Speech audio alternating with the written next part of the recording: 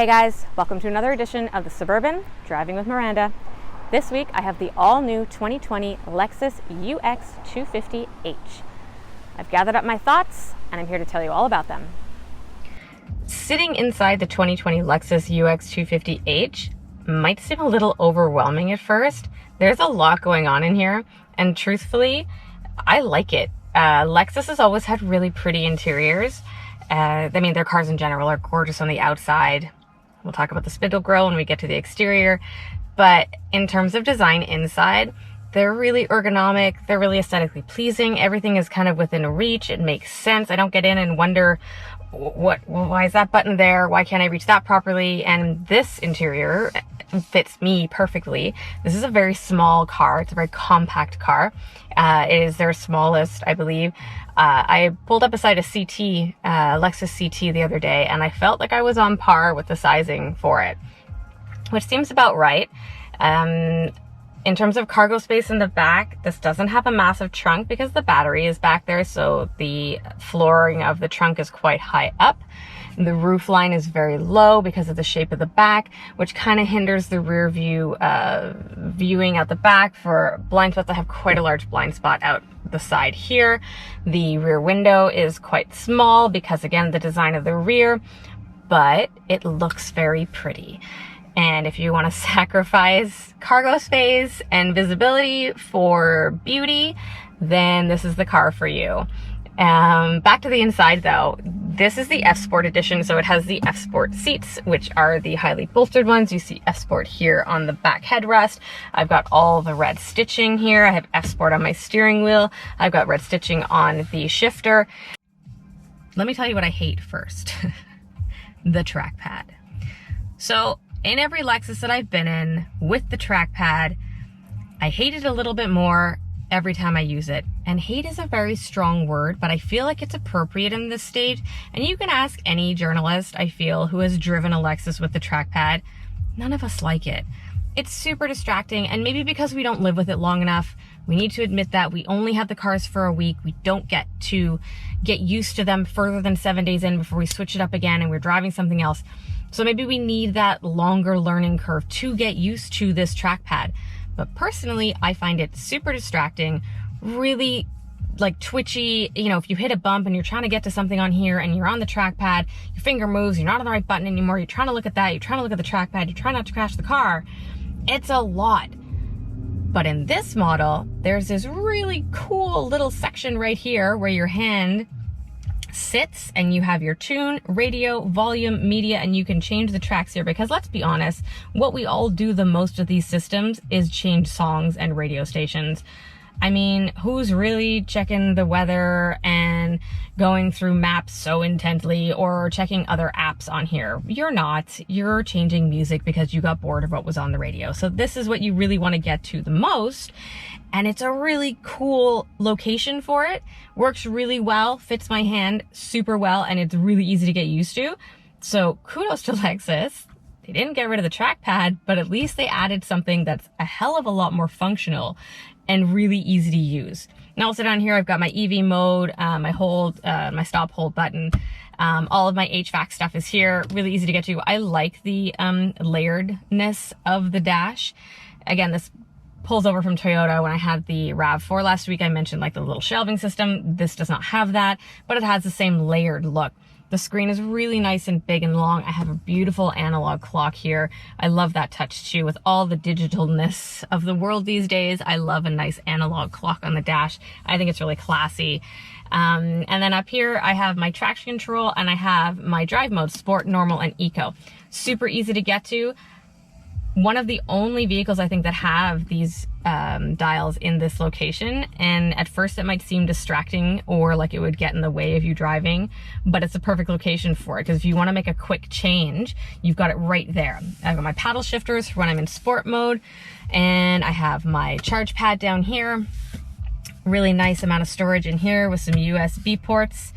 And yeah, I mean, in terms of interior, this is great, and it's small. It's not cramped, it's tight. My son in the back asked that I move the passenger seat forward. He didn't have enough leg room. I have it forward enough for him now. I'm not sure how comfortable a passenger would be. I have yet to put somebody there. And in terms of headroom in the back, he's good, though I can't imagine a much taller adult would be super comfortable back there for a long period of time, only because of the roof line. Again, it is sloping because of the shape of the vehicle. But for me personally, being the size that I am and having the size of the family that I do, I really like this interior and its size and its comfort. Everything's within arm reach. I don't feel like I'm having to really reach over to get to anything. It's all right there. The steering wheel is a really nice size. It's chunky without being too much. It feels good in my hands. The shifter feels really good. It's in the right spot. In all, I really like this. My first impressions of the UX 250H are phenomenal in terms of user friendliness. And like I said, the only thing that I lament Lexus for is this trackpad. Maybe next time around they'll just get rid of it entirely. There's no denying that the Lexus UX 250H is a unique looking vehicle. Now, Lexus has had some flack for its exterior look before, especially when it comes to the F Sport packages that adds that alien predator type front spindle grille. Now, personally, I really like it. I don't like it when it has an Ontario plate stuck in the front. I think that kind of ruins the look. But in terms of the overall look, I love that blacked out front grille. I think it's really powerful. It makes a statement on the road. And the overall shape of this little compact crossover is really, really nice. I love how low slung it is. I like that it's compact. I like the shoulder line. It has just the right amount of aggression. And I even like the plastic clad wheel well liners. Now, some people will say that it doesn't fit with kind of the luxury look of the car, but this is supposed to be a crossover. It's supposed to be kind of rugged. It's not a city car, it is a crossover. It has all-wheel drive, so it needs those bigger wheel wells. It needs to look like it can handle some off-roading if you would really like to do that with your Lexus UX. One of the coolest exterior features on the Lexus UX, in my opinion, and in my 8-year-old son's opinion, are the aero stabilizing blade lights. I'd rather call them Batwing lights, and a couple of people online actually have as well. They're really unique and they really set the UX apart in terms of its look on the road, and they're connected by 120 individual LED lights across the back. And when they light up at night, it is super cool. And it really gives the UX this unique, different look from all the other crossovers out there. So after a few days with the Lexus UX 250H, you can see I am not wearing the same clothing that I was in the interior portion of this video. I needed a couple days with it only because I've never driven this model. It's brand new and I really wanted to have a feel for what it could offer in terms of drivability and efficiency, cargo space, all that stuff. And at the end of the week now, I am quite impressed with it. I think it's a very small car in terms of interior space. It only has 486 liters of cargo space.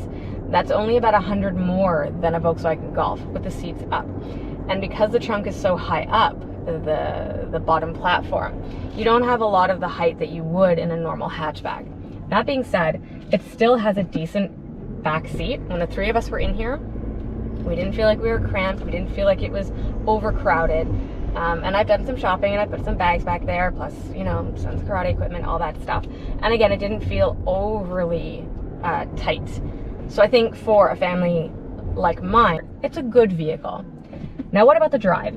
So this thing has a 2-liter 4-cylinder engine and it has a self-charging hybrid system. This is a 250H. There is a 200 version of the UX. This is the 250, it's the top one. So it has the all-wheel drive and the self-charging hybrid like I just mentioned. And it has a combined horsepower output of 181. It is supposed to give me a combined fuel economy of 6 liters per 100 kilometers. It can go as low as 5.7 on the highway. Truthfully, I've not looked at the dash, and because I'm driving, I'm not going to do it right now. My numbers have been good though, and the fact that I have driven a lot this week, and I only have a 40-liter gas tank, and I haven't filled it up yet, and I still have 100 kilometers left on my range. And I'm doing a lot of back and forth because my son's back at school now, like everybody else is. Well, not everybody's, but like most of us have sent our children back to school. So I've done a lot of back and forth and a lot of errands and picking him up, dropping him off, blah, blah, blah. And I'm impressed with the fuel economy on this. Now, it also has a direct shift CVT. If you remember from my last video with the Subaru, I am not a huge fan of CVTs. I don't mind this one. Again, I don't know, maybe they're growing on me somehow.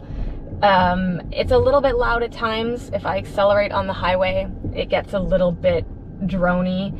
I can shift if I want to on my own. I have paddle shifters on the steering wheel. Truthfully, I haven't really used them. I kind of save myself from the CVT by engaging sport mode with the little dial up here. It really kind of gives you those fake shifts without you having to shift yourself. I haven't really used eco mode. Again, you all know me at this point. I'm not about saving fuel or anything else. Sadly, all the eco people are gonna come after me now. I just like to feel how the car drives, so I really keep it in normal mode most of the time, or if I wanna feel a little bit more power, I pop it into sport. Now, this is supposed to also have the tightest turning radius in its class segment. I've not truly measured that out, but I can tell you that in parking lots and in my own condo parking lot, which is quite tight, it does well. I don't feel like it's big, but again, this isn't a big car. And I think that's probably one of the things that I like the most about it as well, that this is a compact, small vehicle that offers all-wheel drive, which is super important for our winters. And I could see myself really enjoying this in the snow. I mean, overall, this is a pleasant vehicle to drive. The interior is super comfortable. It's comfortable on the road. I like the way it looks on the outside. Now, yes, I have the hugely expensive, you know, $8,000 some odd F Sport 2 package on this one. So it does look a bit more upscale on the outside and the inside. You know, a base UX 200 is not going to look like this one. And that's something that you have to keep in mind when you go to the dealer if you're in the market for this one, is that they're not all gonna look like this, and you are gonna pay for those extras. Are those extras worth it? Depends on if you have the money to spend per month. It really all comes down to that in the end. In all, I mean, the 250H I think is it is a good price for the vehicle that it is. You know, we're looking almost at the same price as the RAV4 I had last week. Now the RAV4 has a ton more space than this vehicle has, but it doesn't have the hybrid. It was heavier on gas, but it had more cargo room, bigger on the road, heavier on the highway. It really depends on your lifestyle of what you would, you know, what you think is worth your dollars spent. Now, like I said, after a week behind the wheel in this thing, first impressions, first time I've driven this car because it's an all-new model for Lexus. I love the way it handles. I think it feels tight, low to the ground. It has a really good center of gravity for cornering. The steering is really on point. It doesn't feel disconnected. I love the way it feels when I'm taking the roundabout. It's a fun car to drive, despite being a hybrid. And that's something that I don't often say either. This is a good combination. Lexus knows how to make its hybrid vehicles. You know, Toyota and Lexus from the beginning have kind of been the leaders in that segment, and it shows, especially in a vehicle like this. All in all, the Lexus UX 250H is a really fun car to drive, even though it's a hybrid. It has great fuel efficiency, it's good for a small family, and you know what? The exterior look really sets it apart from other compact crossovers on the road, and I think that is a stellar quality in terms of a segment that's so tightly packed right now. As always, if you guys have any questions for me, any suggestions, any concerns, hit me up at Miss Miranda L on Instagram and Twitter, Miranda Lightstone on Facebook.com, and I hope to see you guys back next week. Thanks.